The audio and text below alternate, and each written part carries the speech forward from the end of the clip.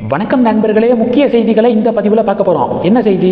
திருநெல்வேலியில் தமிழக பாஜகவுடைய சிறுபான்மையினர் அணியுடைய மாநில மாநாடு திருநெல்வேலியில் நடந்திருக்கு. திமுக மீடியாக்கள், அனைத்து மீடியாக்களும் இந்த மாநாட்டில் கூட்டமே இல்லை பாருங்க அப்படின்னு சொல்லிட்டு வீடியோக்களை வெளியிட்டு இருக்காங்க.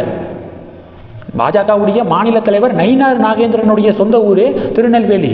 அங்கே ஒரு மாநில மாநாடை பாஜக ஏற்பாடு பண்ணியிருக்காங்க. அதில் கூடிய கூட்டத்தை பாருங்க. 75 விழுக்காடு இருக்கைகள் காலியாக இருக்கு. 10% 20% இருக்கைகள் மட்டும்தான் ஃபில் ஆயிருக்கு. இதுதான் அதிமுக பாஜக கூட்டணிக்கு மக்கள் களத்தில் கொடுக்கக்கூடிய ரெஸ்பான்ஸு. இதே ரெஸ்பான்ஸ் தான் 2026 சட்டப்பேரவை தேர்தல் முடிவுகளை எதிரொலிக்கும் பாருங்க, குறித்து வச்சுக்கோங்க அப்படின்னு திமுக மீடியாக்கள், திமுக உடன்பிறப்புகள்லாம் பதிவுகள் போடுறாங்க.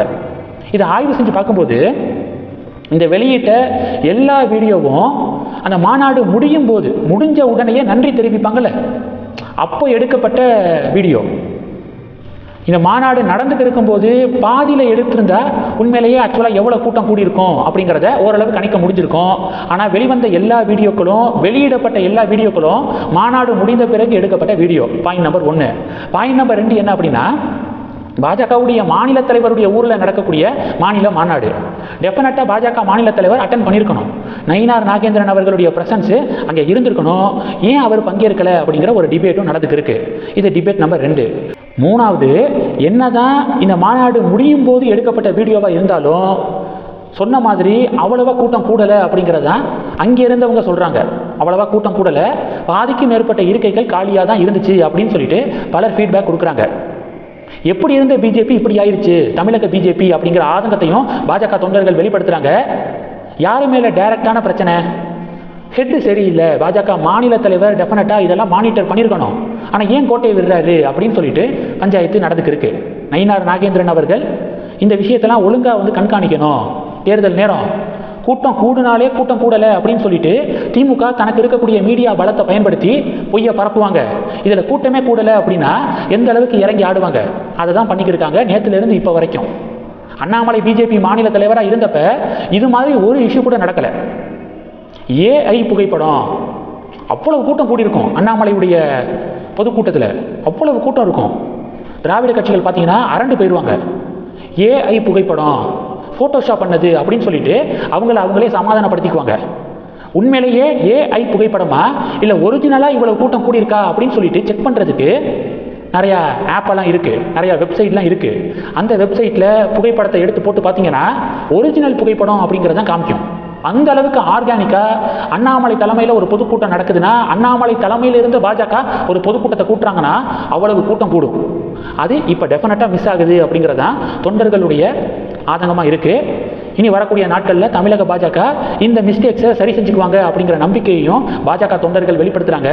2026 சட்டப்பேரவை தேர்தல் வரைக்கும் பல்ல கடிச்சு ஓட்டிடுறோம். அந்த தேர்தல் முடிஞ்சதுக்கப்புறம் மறுபடியும் மலையை மாநில தலைவர் ஆக்குங்க. 5 வருஷம் அவருக்கு அதிகாரத்தை கொடுத்து ஓரமாக நின்று வேடிக்கையை பாருங்க, மற்றது எல்லாத்தையும் மழை பார்த்துக்குவார். தமிழகத்தில் பாஜக ஆட்சியை டெஃபினட்டாக அவர்னால மட்டும்தான் கொண்டு வர முடியும் அப்படின்னு நம்பிக்கையை வெளிப்படுத்துகிறாங்க ஒவ்வொரு பாஜக தொண்டர்களும். இது முதல் செய்தி. 2வது செய்தி என்ன பார்க்க போகிறோம்? இந்தியா பிரேசில் இடையே மிக முக்கியமான ஒப்பந்தம் சைன் ஆயிருக்கு.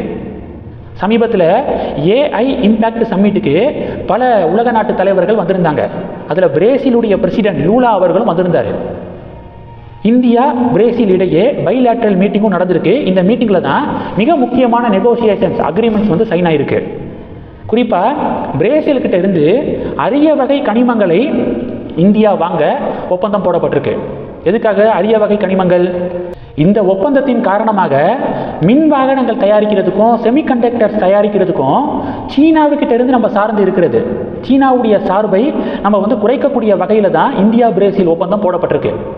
ரா மெட்டீரியல்ஸ் எல்லாம் சீனா கிட்ட இருந்து நம்ம வாங்கிக்கு இருந்தோம். இப்போ பிரேசிலோட ஒப்பந்தம் போட்டு சீனா கிட்ட இருந்து வாங்குறதை நம்ம படிப்படியாக குறைக்க இருக்கோம். மிக முக்கியமான வரலாற்று சிறப்புமிக்க ஒப்பந்தம் பிஎம் மோடி லூலா இடையே சைன் ஆயிருக்கு. இந்த 2 செய்திகளை பற்றி உங்களுடைய பார்வைகளை. 3வது இன்னொரு விஷயம் என்னன்னா, திருச்சியில் நாம் தமிழர் கட்சியுடைய மாநாடு நேற்று நடந்திருக்கு. பிரம்மாண்டமான மாநாடு, பயங்கரமான கூட்டம்லாம் கூடியிருக்கு. இதில் 234 தொகுதிகளுக்கும் வேட்பாளர்களை சீமான் அறிவிச்சிருக்காரு. எப்போதுமே நாம் தமிழர் கட்சி 117 ஆண்கள் 117 பெண்களுக்கு வாய்ப்பு கொடுக்குறாங்க, சரிசமமான வாய்ப்பு அப்படின்னு சொல்லிட்டு ஒவ்வொரு தேர்தலையும் இதை ஃபாலோ பண்ணுறாங்க. இந்த தேர்தலையும் 117 தொகுதிகளுக்கு ஆண்களும் 117 தொகுதிகளுக்கு பெண்களுக்கும் வாய்ப்பு வழங்கப்பட்டிருக்கு. சீமான் எந்த தொகுதியில் போட்டியிட போறாரு? காரைக்குடி தொகுதியில் சீமான் போட்டியிட போவதாக அறிவிச்சிருக்காரு. இந்த செய்திகளை பற்றி உங்களுடைய பார்வைகளை மறக்காம கமெண்ட் பண்ணுங்க. தொடர்ந்து கனெக்ட்ல இருங்க. அடுத்தடுத்து நிறைய பதிவுகளை பார்க்க போறோம். நன்றி. ஜெய் ஹிந்த்.